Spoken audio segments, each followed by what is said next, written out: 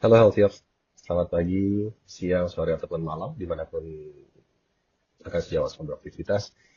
Kali ini saya akan menyampaikan penggunaan fitur SKP Platform bagi tenaga medis dan tenaga kesehatan.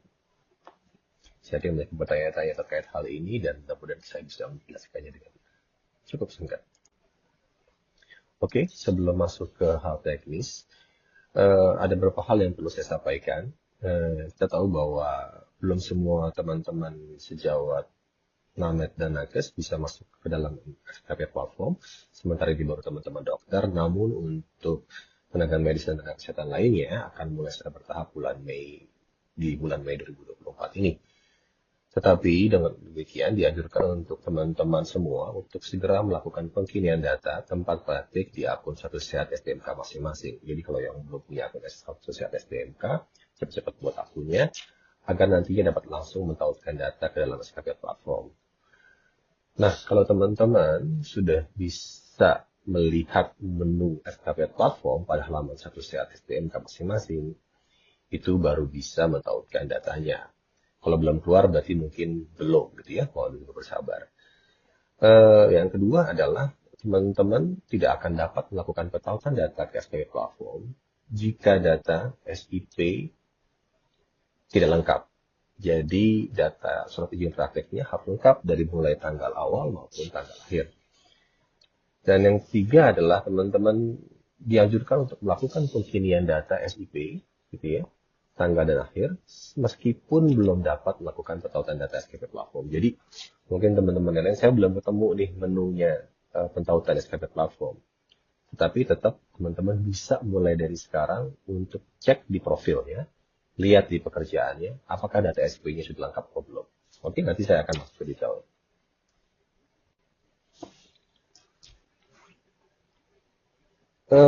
Di SKP platform tahap 2 ini, kalau sebelumnya teman-teman hanya bisa mencari pencarian data saja, tetapi nanti bisa pada saat untuk login masuk ke SKP platform, itu integrasinya melalui Satu Sehat SDMK. Jadi login ya, masuknya melalui Satu Sehat SDMK. Database-nya akan integrasi dengan data profesi sebelumnya, jadi kalau punya tabungan akan masuk ke dalam, tidak perlu khawatir. Tetapi kalaupun datanya nggak ke bawah, teman-teman bisa cantumkan atau upload buktinya di dalam SKP platform teman-teman nanti untuk bisa kita sesuaikan datanya. Dan data ini juga terintegrasi dengan MPP digital, sehingga kalau sudah cukup, teman-teman tinggal datang ke MPP digital gitu ya, ke PTSP-nya, bahwa sampaikan bahwa sudah cukup SKP-nya, dan nanti sudah bisa langsung proses perizinan. Ya, di sini teman-teman bisa lihat dashboard capaian SKP 5 tahunan, mengunggah bukti sertifikatnya, gitu ya, ranah pembelajaran, profesionalisme dan masyarakat. Bisa lihat historinya dan kegiatan yang telah dilakukan. Sampai saat ini, memang di masa peralihan ini, kita masih mengakomodir input manual, gitu ya. Nanti ke depan semuanya akan dilakukan seamless secara otomatis sehingga tidak perlu lagi ada input-input. Jadi setelah teman-teman ikut kegiatan di pelatihan sehat, semuanya akan otomatis masuk ke dalam SKP platform. Nah, ini yang saya sampaikan tadi. Untuk masuk ke dalam SKP platform dan modul-modul lain seperti pelatihan sehat, untuk urus SPR, perizinan nantinya, itu semuanya masuk lewat Satu Sehat SDMK. Karena kita punya satu ekosistem Satu Sehat SDMK namanya. So, that's why tadi saya bilang teman-teman harus punya akun ini untuk bisa masuk. Karena tidak ada fitur login di akun SKP platform sendiri. Ya, teman-teman masuk ke sini pakai akunnya, gitu ya, cek. Nah, kalau teman-teman berhasil masuk, akan tampil seperti ini. Di sini teman-teman bisa lihat kalau teman-teman sudah bisa mentautkan datanya, maka di sini akan muncul SKP platform di sebelah kiri. Ya, ini kelihatan di sini ada muncul di sebelah kiri SKP platform. Nah, kalau sudah muncul menu ini, berarti teman-teman profesinya sudah punya kesempatan untuk input manual di dalam sistem kita. Saya lanjut. Nah, kalau sudah bisa terlihat ada pilihan seperti ini, maka teman-teman untuk pertama kalinya diharuskan untuk mentautkan akun. Di sini teman-teman bisa lihat pada saat teman-teman tautkan akun, ini bertujuan untuk mengaktifasi akun teman-teman, mensinkronis data pekerjaannya SIP-nya yang masih berlaku dengan data pengumpulan SKP, sehingga harus lengkap. Karena kita harus tahu periode pengumpulannya, kami akan ambil dari data SIP teman-teman semua. Ya, karena STR sekarang sudah seumur hidup, jadi kita akan tarik data SIP. Jadi jangan sampai salah menuliskan data pekerjaan khususnya SIP ini. Masa akhirnya SIP harusnya sama dengan masa habisnya STR sebelumnya yang sebelum seumur hidup. Oke, pastikan itu. Caranya gimana?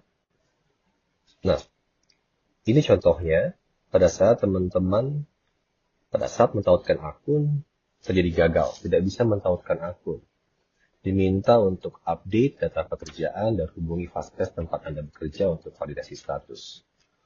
Lengkapi datanya.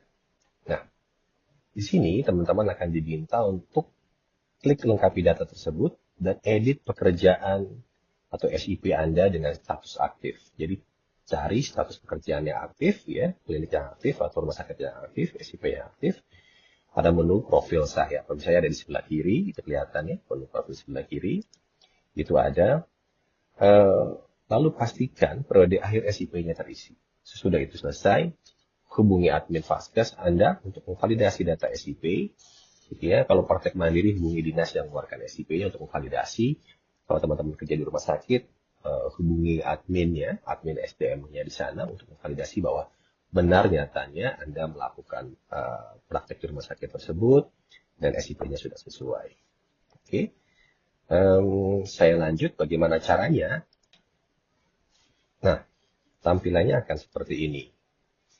Jadi pada saat teman-teman masuk ke menu pekerjaan, ya di profil saya ada sub menu pekerjaan, teman-teman bisa lihat walaupun datanya tervalidasi di sini, ya. Tetapi ternyata data SIP-nya tidak lengkap. Yang tidak lengkap itu yang paling penting adalah ini. Pastikan data tanggal berakhir SIP terisi. Ya, karena tanggal mulai SIP juga perlu diisikan, tetapi tanggal berakhirnya SIP perlu untuk diisikan. Ini biasanya masa berlakunya sama dengan data STR-nya habis atau Serkom-nya habis pada saat waktu itu sebelumnya. Jadi tolong ini disesuaikan karena ini akan sangat berpengaruh nanti pada perhitungan periode pengumpulan SKP teman-teman. So, caranya bagaimana? Teman-teman klik edit, ya, ubah pada menu ini, diubah. Nah, pada saat diklik nanti akan berubah pada masuk ke dalam menu berikutnya, ya. Nah, ini.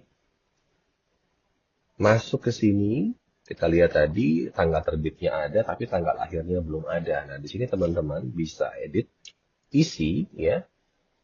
Isi sesuai dengan SIP yang teman-teman punya. Kalau akhirnya misalkan 23 Juni 2028, karena asumsinya 5 tahun misalnya, 2028, dituliskan 2028. Nanti sudah diisi, sama dengan yang ada bukti di SIP-nya gitu ya, sesuai. Itu tinggal klik simpan. Tidak perlu diisi masa beraktif bekerja, tanggal akhir bekerja, karena di sini tentu kita belum tentu bisa panjang gitu ya. Tetapi yang penting tanggal akhir SIP terisi, lalu klik simpan dan pastikan sekali lagi pekerjaan atau SIP yang dipilih adalah dengan status bekerja yang aktif. Ini tandanya teman-teman masih aktif berpraktek di sana. Klik simpan. Lalu tadi hubungi Vaskes atau dinas untuk melakukan validasi data tersebut. Lalu selanjutnya bagaimana? Jika sudah disimpan, nah teman-teman bisa lihat nih, tanggal berakhir SIP-nya sudah ada.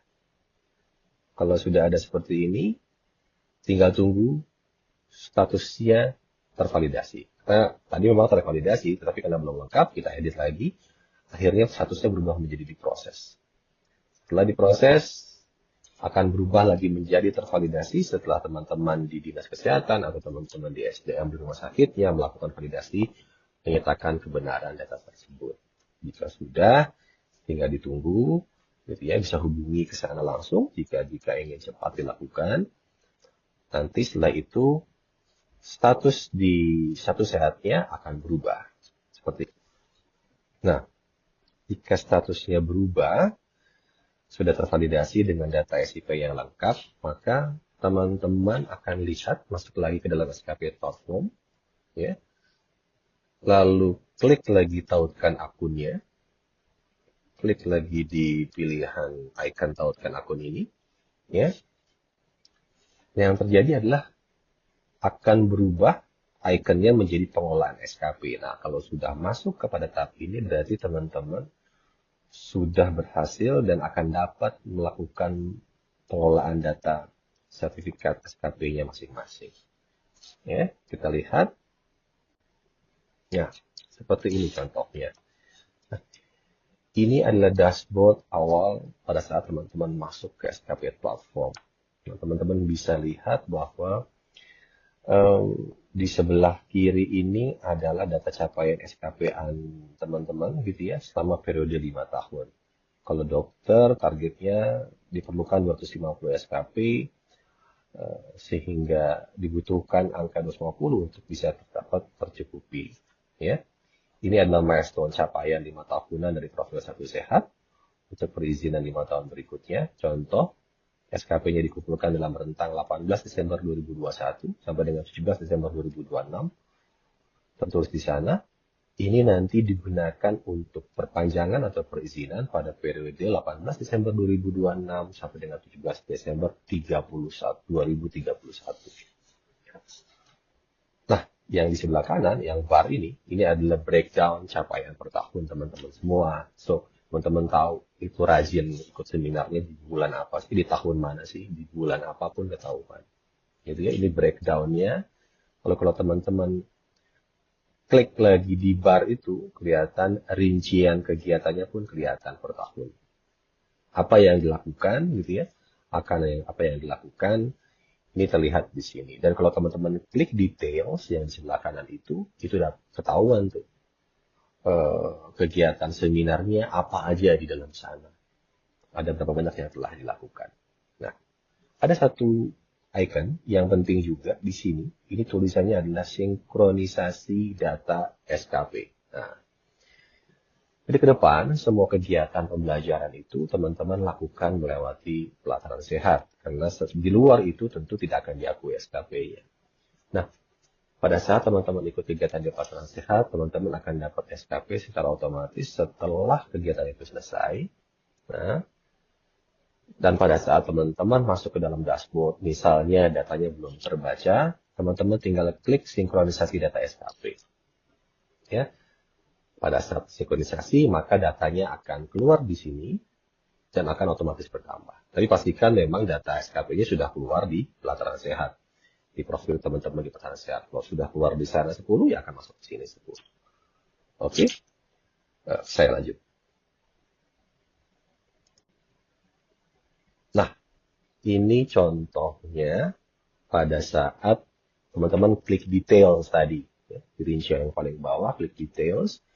Nah, ini ketahuan nih, di rincian kegiatannya apa sih? Gitu ya. Oh, ternyata kegiatannya ini adalah pelatihan penanggulangan tuberkulosis bagi dokter. Dan karena ini melalui pelatihan sehat, berarti pada saat teman-teman melakukan sinkronisasi data tadi, datanya otomatis ke sini otomatis. Nggak perlu lagi ada yang diupload-upload, tidak perlu lagi sibuk upload-upload sertifikat dan lain-lain. Jadi, kalau sementara pun masih ada fitur upload, itu untuk mengakomodir sertifikat yang sudah terlanjur teman-teman dapatkan di periode 5 tahun terakhir. Ya, kalaupun itu kegiatan di luar negeri, bisa juga diupload di situ. Ya, bagaimana caranya? Ya, kita lanjut. Nah, bagaimana cara uploadnya? Teman-teman, sederhana saja. Pilih formulir pengisian di submenu sebelah kiri. Ya, lalu nanti teman-teman pilih bukti apa yang mau diupload. Sebagai pembicara, mungkin kalau teman-teman sejawat ini sebagai narasumber punya sertifikatnya. Sebagai peserta, ya, ikuti kegiatan conference, pelatihan, seminar, silakan disesuaikan. Atau bukti melakukan pelayanan praktik profesi, ya, untuk ranah profesionalisme, atau bukti kegiatan bakti sosial atau pengabdian masyarakat. Silakan diupload. Kalau pembelajaran tentu buktinya adalah sertifikat yang didapatkan, ya, sertifikat yang didapatkan sebagai pembicara atau peserta, sudah ada nilainya, biasanya silakan diupload. Lalu untuk kegiatan pelayanan praktek profesi, ini buktinya teman-teman biasanya sudah ada rekap logbook 6 bulanan, 1 tahunan gitu ya, yang semua satu lembar bukti bahwa menyatakan dari instansinya bahwa teman-teman sudah melakukan pelayanan tersebut, ya. Itu bisa diupload di sini. Caranya gimana? Teman-teman tinggal klik input mana yang dibutuhkan, ya. Jika dipilih contohnya ini ranah pembelajaran, maka klik bukti sertifikat workshop dengan ranah pembelajaran pada pilihan ini. Selanjutnya akan keluar pilihan seperti ini. Teman-teman tinggal tulis datanya, ya.